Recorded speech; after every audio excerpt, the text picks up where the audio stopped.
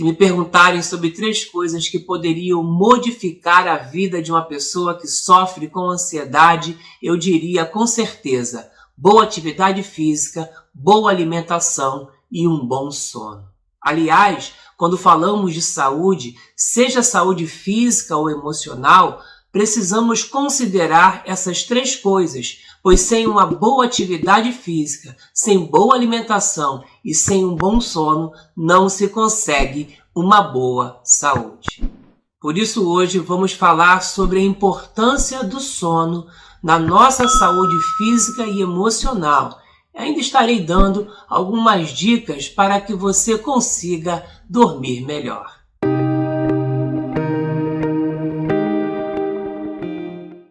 Olá, é um prazer estar mais uma vez aqui com você falando sobre psicologia. E hoje nós vamos falar sobre a importância do sono. E eu quero começar o vídeo falando sobre alguns dos problemas mais comuns em relação ao sono. O primeiro problema é a insônia. Insônia significa literalmente não conseguir dormir. Sabe quando você deita na cama e fica virando de um lado para o outro e não consegue dormir? Ou quando você deita e dorme e acorda no meio da noite e não consegue mais pegar no sono? Então, isso é insônia. Outro problema relacionado ao sono é a hipersonia. Ao contrário da insônia, a hipersonia é o excesso de sono. Para a maioria das pessoas, é normal ter entre 6 e 8 horas de sono para que o corpo se recupere bem. Mas há pessoas que chegam a dormir mais de 12 horas por dia e quando isso acontece, não é um bom sinal. Outro problema são aquelas pessoas que dormem, mas não têm um sono reparador.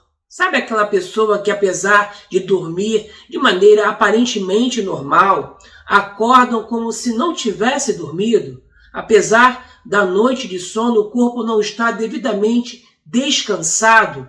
Isso também é um problema muito sério. Então, como vimos até aqui, temos 3 grandes problemas relacionados ao sono: dormir pouco, dormir demais e ter um sono que não restaura. Não importa qual seja o seu problema, hoje eu irei dar algumas dicas que podem ajudar você a resolvê-lo. Mas antes, eu quero falar sobre a importância do sono. O sono está diretamente relacionado com a ansiedade e até mesmo com a depressão. Quando atendo pessoas com quadro de ansiedade e depressão, sempre verifico 3 coisas: a qualidade do exercício físico, a qualidade da alimentação e a qualidade do sono. Você sabe por que o sono é uma das atividades mais importantes para a saúde? Eu vou explicar. Já aconteceu de você colocar o seu celular para carregar à noite e não conectar direito na tomada e você então passa a noite toda achando que o celular está carregando, mas ele não está?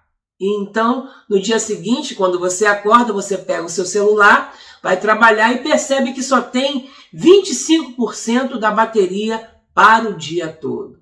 E para que você não fique incomunicável, você coloca o celular no modo economia de bateria. E com isso consegue passar o dia inteiro com aqueles 25% de carga. Porém, no modo economia de bateria, você não consegue fazer tudo o que precisa com o celular. Alguns aplicativos ficam mais lentos, algumas funções não funcionam no mesmo nível de quando a carga está completa.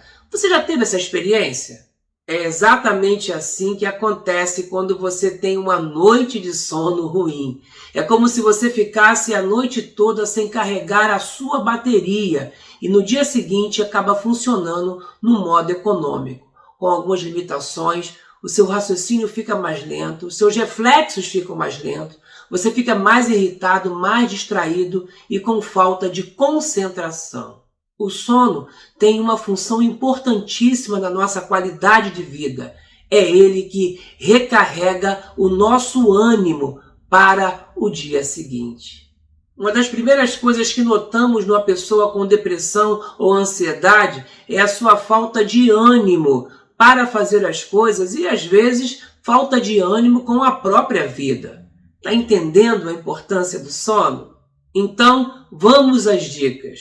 Começo dizendo que o mais importante na hora de você dormir é o ambiente. Você precisa deixar o ambiente favorável para o sono. E para que isso aconteça, você precisa observar pelo menos 3 coisas. A primeira é a luminosidade do ambiente. Observe a natureza. Durante o dia temos o sol, que nos fornece uma luz bem forte. À tarde temos o pôr do sol, que nos dá uma luz mais amarelada. E à noite temos a lua, que tem uma luminosidade bem fraquinha. Perceberam? Uma luz forte durante o dia, para que fiquemos bem alertas. À tarde, uma luz mais branda, que funciona como uma preparação para a noite. E à noite, uma luz bem fraquinha, própria para o sono. Com isso, o cérebro analisa o ambiente e naturalmente se prepara para dormir. Thomas Edison inventou a luz elétrica no século XIX. Parece que foi há muito tempo, não é mesmo? Mas a verdade é que mais de 90% da existência humana foi num ambiente sem luz elétrica. E quando a noite caía, o cérebro entendia que naturalmente estava na hora de dormir. Mas hoje, quando a noite cai, ligamos as luzes e com isso o ambiente do sono foi modificado. Sendo assim, tudo o que você precisa fazer é imitar o máximo que puder a natureza. Sair de uma luminosidade mais forte para uma luminosidade branda até chegar àquela penumbra perfeita para o seu sono. Mas preste atenção, se você estiver com uma luz bem forte e do nada apagar tudo e ficar no escuro, talvez não adiante muito, pois o seu corpo ainda não terá se acostumado com a mudança do ambiente. É importante essa transição, essa luz forte, uma luz mais branda e depois a luz ideal para o seu sono. O ideal é que você fique pelo menos 20, 30 minutos numa luz um pouco mais branda até que chegue a luminosidade ideal para que você possa dormir. Exatamente como a natureza fez conosco durante milhões de anos. A segunda coisa a ser observada é a temperatura do ambiente. É importante que o quarto esteja arejado, bem ventilado. Não precisa ser frio, mas é importante que não seja quente ou abafado.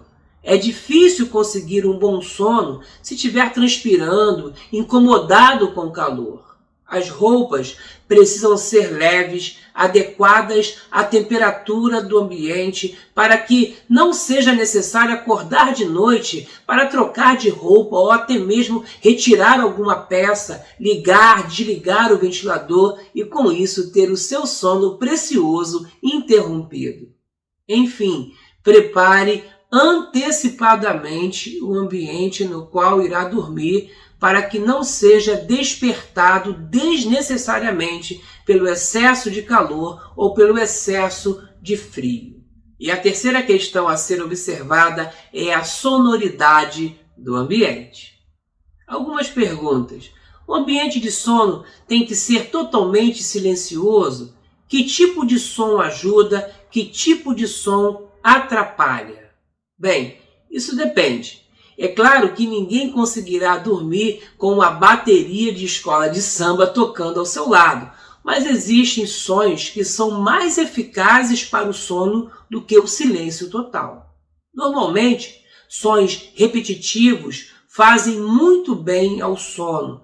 Pode ser uma música intencionalmente preparada para isso. Na internet você encontrará várias músicas próprias para meditação, relaxamento e também para auxiliar o sono. Mas sons repetitivos e monótonos, como o barulho do ventilador, do ar-condicionado, o barulho da chuva, costumam ajudar bastante na hora de dormir. Muita gente me pergunta se a televisão ajuda ou atrapalha no sono. Enfim, a verdade é que muitos são dependentes da televisão para dormir hoje.